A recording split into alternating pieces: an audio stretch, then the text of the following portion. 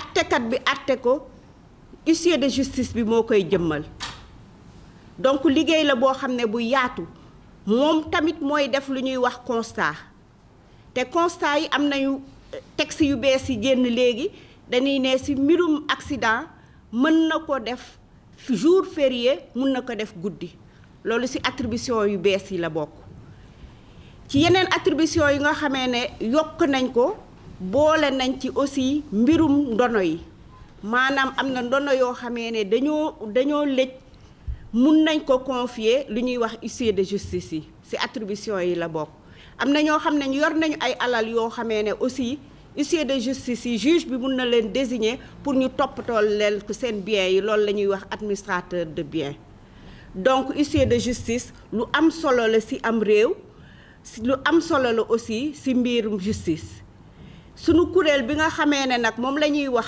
ordre national des huissiers de justice nga xam ne bu njëkk ba association la woon ay fonctionnaires ñoo ci daan bokk léegi nag dafa loon loo xam ne depuis 98 ordre la ordre boobu mooy toppatoo du seet mbooloom huissier yëpp di leen protéger mais aussi koo xam ne huissier boo xam ne da nga jàdd yoon day taxaw pour teg la ci yoon loolu lu am solo la ci mbirum ordre bi sur le plan international aussi dañoo bokk ci union moom la ñuy wax union internationale des huissiers de justice et officiers judiciaires ñooñu sax ñooy organiser ak ñun ci journée yi ñu jëm di ci tënk daal loolu laa leen mun a wax te xam ne nag ne am nañu 57 membres te jigéen ñi tam am nañ ci taxawaay bu am solo parce que fi mu ne fukk ak juróom-ñaar ñi ngi ci biir réew mi yëpp di liggéeyal profession bi maa ngi leen di jërëjëfal di xaar question yi ci mu gën a mun a xóotal.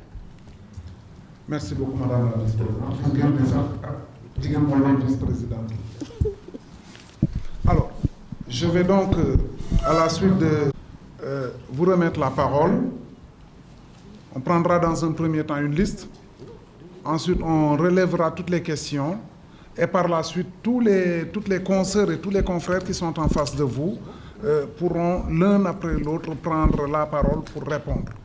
Alors, on va à l'eau. Qui veut poser des questions?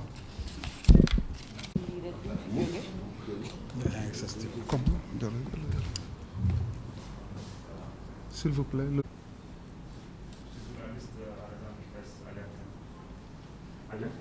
Alerte Info.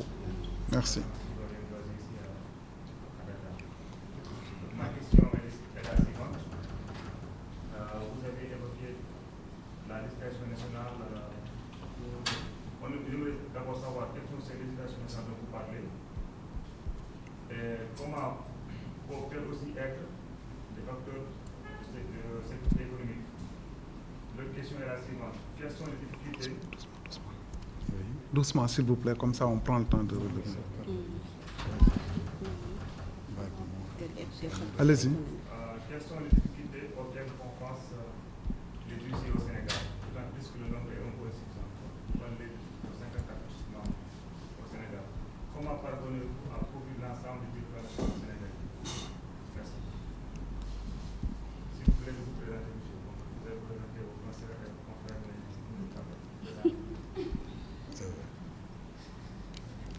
Merci beaucoup.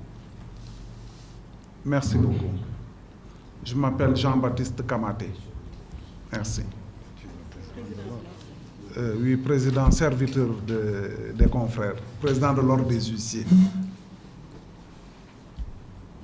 Alors, qui voudrait poser une autre question? La première, c'est certains vous reprocheraient d'abuser de vos pouvoirs sans qu'il y ait une décision de justice au préalable.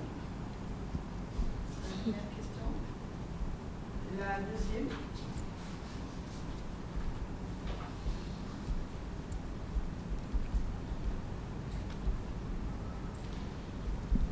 Il y en a qui parlent de cherté de vos services, que le reprocher côté particulier. Et la dernière, vous êtes au service des citoyens. Pourquoi vous leur faites peur?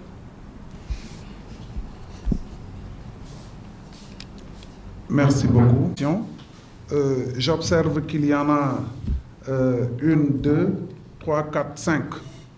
Je vais comme ça prendre quelques-unes d'entre elles et après les confrères se chargeront de me compléter s'il y a lieu. Au sujet de la première question posée par M. Ba Amadou sur les législations nationales, en fait, vous cherchez à savoir de quelle législation s'agit-il, n'est-ce pas? C'est bien ça. La réponse à une telle question, c'est que dans chaque État, ou alors chaque État génère sa propre réglementation, qui en plus de la réglementation communautaire, notamment tous les textes de l'OHADA, totalement intégrés, ont vocation à prendre en charge l'encadrement de l'activité économique. Dans une relation avec des partenaires extérieurs, il va sans dire que l'existence de différentes lois nationales internes peut constituer une difficulté en ce sens où, s'il est au Mali, il doit obligatoirement respecter tel corpus interne de règles. S'il est au Sénégal, il doit être obligé à respecter tel autre corpus interne, ce qui fait la diversité des règles ne facilite pas, ne favorise pas. Voilà pourquoi nous pensons qu'en harmonisant certaines règles, parce qu'on ne peut pas toutes les harmoniser, il y a quand même des principes de souveraineté qui sont derrière, mais en harmonisant certaines, bien naturellement, on favorise le développement économique. Je veux simplement prendre comme exemple l'espace UEMOA. C'est un espace économique à la limite où il ne doit pas y exister de règles de distorsion. Donc, toutes les règles qui ont vocation à s'appliquer à l'économie devaient pouvoir être harmonisées dans cet espace-là, de manière à ce que de l'extérieur, il suffit de cliquer sur un doigt pour qu'on voit toute la réglementation, en tout cas des affaires, dans les différents pays de l'espace UEMOA. Voilà un peu un des objectifs poursuivis donc par ce thème-là. Mais bien évidemment, autour de ce panel-là, il y aura la Banque mondiale, il y aura l'UEMOA, il y aura la conférence de la Haye, il y aura l'OHADA, et ces sommités vont réfléchir. De ces réflexions-là vont jaillir un certain nombre de recommandations. C'est ce qu'on pourrait dire la participation que la communauté des huissiers apporte à la vie du droit. Il ne s'agit plus simplement, comme par le passé, d'être un agent d'exécution, d'être quelque part un porteur de convocation, d'assignation ou de rédacteur de procès-verbal. Il s'agit de contribuer à la vie du droit. Et si on le met en perspective, bien évidemment, avec le doing business, on voit toute la portée de la réflexion sur un tel thème. Maintenant, les difficultés des huissiers de justice, au regard de leur faible nombre et de leur répartition dans le territoire, sur le territoire national. Évidemment, les difficultés d'un huissier de Dakar ou d'un grand centre urbain sont différentes des difficultés d'un confrère qui se situe, par exemple, je donne l'exemple parce que c'est là où j'ai appris à exercer le métier, de Tambacounda. L'autre me dira de Fatick, quelqu'un d'autre me dira de Sédhiou. Ici à Dakar, je parle sous le contrôle des confrères, la difficulté majeure que nous rencontrons, c'est la présence de la force publique pour nous assister à exécuter les décisions. Vous savez, quand vous êtes dans un processus d'exécution, il arrive, et Dieu sait bien souvent, que le justiciable se rebelle, se révolte. Nous avons encore en mémoire les événements dramatiques de Kaolack où un officier, un agent de la police, alors même qu'il était en train d'assister, a été à la limite violenté et malheureusement est décédé. Donc, c'est des situations qui peuvent arriver. Et l'huissier n'a pas, comme on peut dire, le droit ni le pouvoir d'exercer une contrainte sur le justiciable. Le monopole de la contrainte de la force reste à l'État. C'est pourquoi la présence de l'État pourrait contribuer, va contribuer à permettre une correcte exécution des décisions de justice. L'on parle d'abus aussi, évidemment, en région, ça prend un autre relief. Vous imaginez si une saisie doit porter sur du bétail, qui est par définition mobile, si on n'a pas l'assistance à temps, comme nous sommes compartimentés dans des ressorts territoriaux, il suffit simplement qu'il quitte le ressort de Tamba et se retrouve du côté de Louga pour entrer dans la cour d'appel de Saint-Louis, où l'huissier de Tamba n'a plus de compétences. Le pouvoir de l'huissier est circonscrit. Il est circonscrit, voilà pourquoi,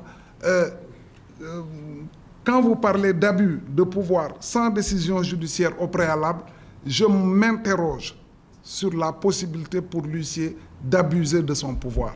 Parce que l'intervention de l'huissier n'est pas exclusivement circonscrite à l'existence d'une décision préalable. Quand je signifie un commandement de payer dans une relation entre une banque, je m'excuse, et son client, on n'a pas a priori besoin d'une décision judiciaire pour mettre en demeure cette personne-là de payer. Donc, il n'y a pas d'abus à ce niveau. Quand on a un titre exécutoire et qu'on se présente au domicile de quelqu'un aux heures légales, parce que quand même il y a toute une réglementation qui encadre la mise en œuvre de ces diligences, tant que l'huissier est dans ce carcan-là, il ne peut pas y avoir d'abus. Il ne saurait y avoir d'abus pour la bonne et simple raison que c'est la formule exécutoire qui mande l'huissier et qui lui commande de mettre en œuvre les décisions. Mais seulement, il peut agir en l'absence d'une décision. C'est le cas des mises en demeure, c'est le cas des sommations interpellatives, c'est le cas des procès-verbaux de constat. Autre élément, au service des citoyens, oui, bien sûr. Pourquoi les faire peur? Ça, c'est peut-être une perception. Mais je vous assure que je ne pense pas vous faire peur, là où je suis assis là. Non, je me dis quelque part que toute la dignité et toute l'autorité doit transparaître de son acte. Il ne fait pas peur aux citoyens, il fait en sorte que le droit du citoyen qui a été bafoué puisse être restauré. Enfin, sur la cherté des coûts, j'avoue très honnêtement que c'est peut-être une vue de l'esprit, d'autres diront que ce n'est pas cher. Ce qu'il y a lieu de relever, c'est que, la vie, de manière générale, a connu une inflation. Tous les coûts, à la limite, ont connu une évolution. Et de ce point de vue-là, l'huissier de justice n'est pas seul dans la mise en œuvre de son ministère. Il a besoin d'un concours, de rassembler différents éléments pour pouvoir mettre en œuvre ces diligences. Ces différents éléments, le premier élément, c'est d'abord le facteur humain. C'est ce qu'on appelle les collaborateurs. C'est les clercs. Certains sont sur le terrain et d'autres sont dans les bureaux. Donc, ces facteurs humains-là, ils ont un coût réglementé. Le second, c'est le facteur matériel. Lui aussi est nécessaire. Pour pouvoir être diligent, pour pouvoir répondre présent au moment où on a besoin de vous par la qualité du travail, il faudra bien que le coût approprié puisse être payé. Maintenant, entre un juste coût, quel est le juste coût? Est-ce que c'est juste? Est-ce que c'est pas juste? Bon, ça, je crois que c'est un débat qui pourra être entretenu, mais je me dis simplement que ce n'est peut-être pas dans le cadre d'une instance comme celle-là qu'on pourra trouver et dire voilà le juste coût. Je vous remercie en me disant que les confrères ont aussi la possibilité de contribuer, aussi bien en français qu'en wolof, n'est-ce pas? C'est bien ça. Je vous remercie. Chers confrères, est-ce que quelqu'un souhaiterait... Oui, le président du nom.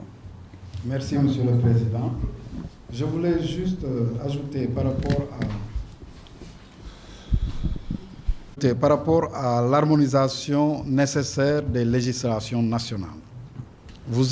Je donne un exemple, vous êtes un investisseur. Vous poursuivez quelqu'un au Sénégal pour recouvrer votre créance. Au Sénégal, il y a un certain nombre de règles qui sont applicables en matière d'exécution. Si vous allez au Cameroun et que vous n'avez pas les mêmes textes, ça pose problème.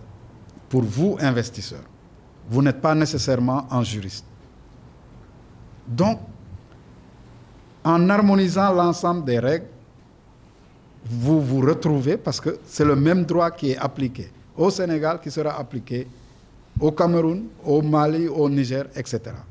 Nous commençons à l'avoir au niveau du droit des affaires avec les actes uniformes sur l'OHADA. Mais il ne s'agit pas seulement d'harmoniser ces règles. Il faut harmoniser également les règles professionnelles qui régissent ces acteurs, notamment les huissiers de justice. Donc, harmoniser les statuts, harmoniser les réglementations nationales concourt nécessairement à une sécurité économique de nos investissements. Pour l'abus de pouvoir des décisions de justice, sans décision de justice, il faut retenir, et là je vais vous donner des exemples, par exemple l'expulsion. Il faut retenir que sans une ordonnance rendue par la juridiction compétente, l'on ne peut procéder à aucune expulsion. C'est la décision de justice qui donne pouvoir à l'huissier d'exécuter. Donc, très souvent, les gens font la confusion. Vous recevez un commandement, assignation, on vous demande de payer les arriérés de loyer, par exemple, et en prévoyant que vous ne l'aurez pas fait, on vous assigne devant la juridiction. Vous pensez que, voilà, l'huissier va venir pour gagner. Non. L'huissier vous convoque pour que le juge vous entende, ainsi que l'autre partie. Et c'est à l'issue de cette décision que l'huissier pourra agir. Maintenant, le procès est dû à quoi? Le procès existe souvent, c'est parce qu'il y a rupture dans l'équilibre des droits. Une partie a violé les droits d'autrui et cette autre partie cherche à être rétablie dans ses droits. Malheureusement, l'huissier qui est sur le terrain est perçu comme celui qui vient nous causer des malheurs. Or, il faut voir le processus. Je vous dois de l'argent, vous êtes venu à maintes reprises me le réclamer. Je ne vous paie pas. Je fais des promesses, je ne vous paie jamais. De guerre lasse, vous saisissez les juridictions. Devant les juridictions, vous me faites tourner de renvoi en renvoi et de procédure en procédure, jusqu'au moment où j'épuise toutes les procédures. Et maintenant, il faut qu'on rétablisse vos droits. Et c'est là qu'intervient l'huissier pour rendre effectives les décisions qui ont été rendues par les juridictions. Sinon, ce serait des règlements de compte à n'en plus finir. Parce que l'as d'attendre, de réclamer son dû, de ne pas l'avoir, chacun voudrait se faire justice lui-même et ce serait l'anarchie. Donc, force doit rester à la loi et lui